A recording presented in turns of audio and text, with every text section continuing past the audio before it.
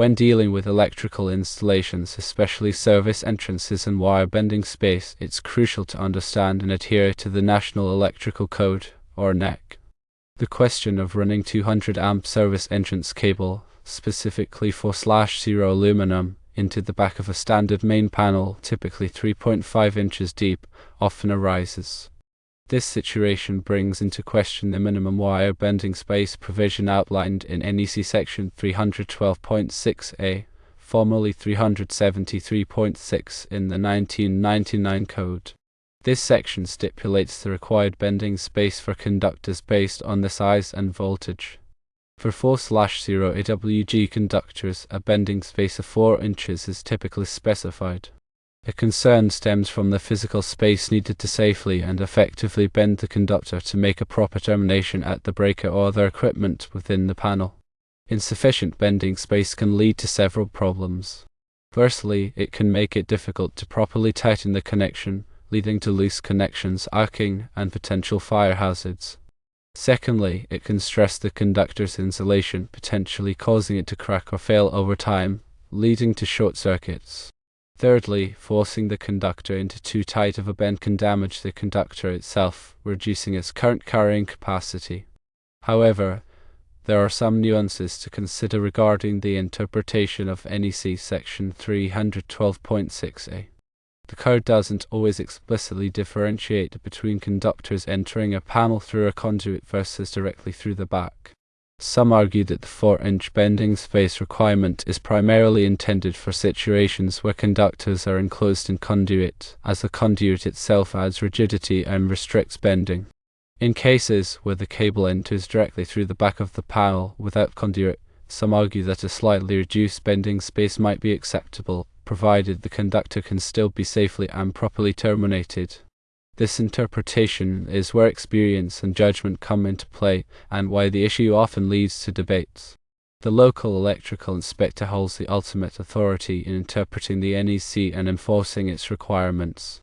Inspectors may have different interpretations and expectations based on their experience and local practices. It is always advisable to consult with the local electrical inspector before undertaking any electrical work, especially when dealing with service entrances and wire bending space.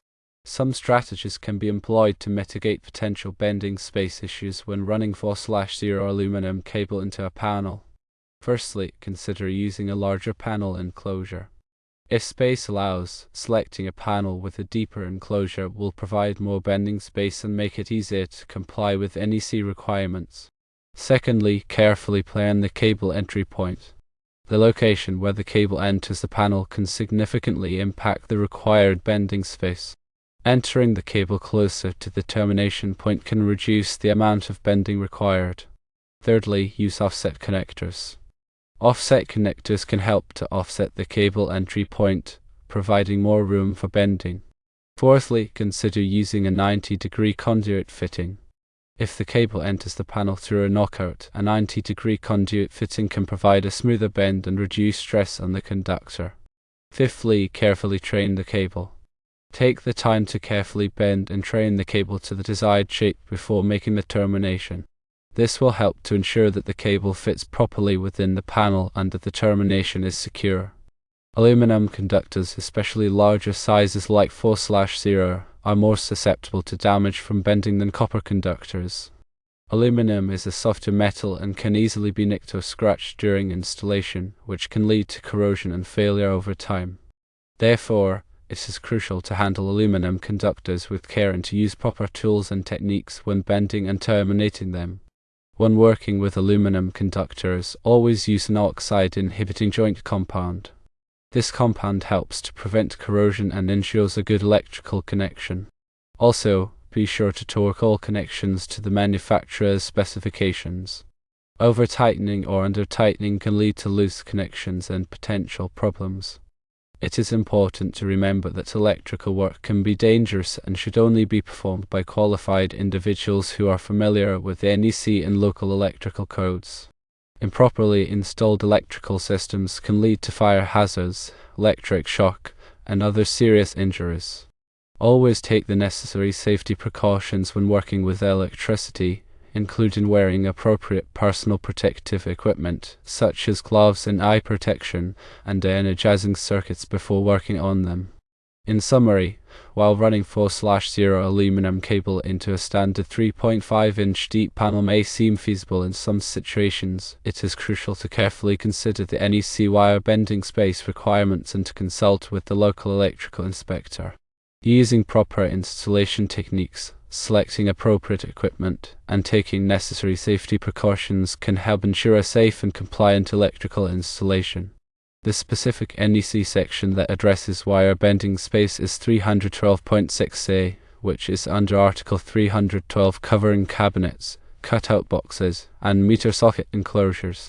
It's essential to consult the most current version of the NEC, as codes are updated periodically. When evaluating the situation, consider that the minimum bending space is measured from the point where the cable enters the enclosure to the closest point of the termination, such as the lug on a circuit breaker. In some cases, the manufacturer of the electrical panel will specify the acceptable wire sizes and bending space within their equipment. Always refer to the panel's labeling and instructions for specific guidance. If the available bending space isn't sufficient, there are alternative solutions to consider. Firstly, using a larger enclosure, as previously mentioned, provides more physical room for the conductors to bend. Secondly, installing a junction box adjacent to the panel can act as an intermediate point for splicing conductors, allowing for easier bending and management of the wires before they enter the panel. Thirdly, using conductors with a higher temperature rating can sometimes allow for a smaller conductor size to be used for the same ampacity, potentially reducing the bending space requirements. However, this must be carefully evaluated to ensure compliance with all applicable codes and standards. It's also important to consider the physical properties of aluminum conductors compared to copper. Aluminum has a higher coefficient of thermal expansion than copper, meaning it expands and contracts more with temperature changes. This can lead to loose connections over time if not properly installed. Therefore, using compression connectors specifically designed for aluminum conductors and properly torquing them is crucial. Furthermore, aluminum conductors are more susceptible to oxidation than copper. Oxidation can create a high resistance connection, leading to heat buildup and potential failure. Using an oxide-inhibiting joint compound, as previously mentioned, is essential to prevent oxidation and ensure a reliable connection. When working with aluminum conductors, it's also important to use appropriate tools. Using the wrong tools can damage the conductor or the connector, leading to a faulty connection. For example, using a wire stripper designed for copper conductors on aluminum conductors can nick or scratch the aluminum, creating a point of weakness. Always use wire strippers and crimping tools specifically designed for aluminum conductors. In addition to the NEC, local electrical codes may have additional requirements or restrictions regarding wire bending space. It's essential to consult with the local electrical inspector to ensure compliance with all applicable codes and standards. The inspector can provide valuable guidance and help to identify potential problems before they become costly or dangerous. Remember that electrical work is not a DIY project. It requires specialized knowledge, skills, and tools. If you are not a qualified electrician, it's best to hire a professional to perform the work. A qualified electrician will be familiar with the NEC and local electrical codes and will have the experience and expertise to ensure a safe and compliant installation. In conclusion, the question of running 4/0 aluminum cable into a standard 3.5-inch deep panel involves careful consideration of the NEC wire bending space requirements, the physical properties of aluminum conductors, and local electrical codes. Consulting with the local electrical inspector and using proper installation techniques are essential to ensure a safe and compliant electrical installation. Always prioritize safety and hire a qualified electrician if you are not comfortable performing the work yourself. Wire bending space isn't simply about fitting the wire, it's about ensuring safe and reliable connections over the long term. A cramped connection is more likely to loosen, corrode, or overheat, leading to potential hazard. Good workmanship is also critical. Even with adequate bending space, sloppy wiring practices can negate the benefits. Neat, organized wiring makes troubleshooting easier and reduces the risk of accidental shorts or ground faults. Consider the long-term implications of your wiring choices. Will the installation be easy to maintain and upgrade in the future? Providing ample bending space and using high-quality materials will pay off in the long run. Remember, the NEC is a minimum standard. Exceeding the minimum requirements is often a good practice, especially when it comes to safety. When in doubt, err on the side of caution and provide more bending space than you think you need. The cost of a larger enclosure or additional materials is small compared to the potential consequences of a faulty electrical installation. Finally, keep learning. The electrical code is constantly evolving and new technologies and materials are being developed. Stay up to date on the latest changes and best practices to ensure that you are providing the safest and most reliable electrical installations possible.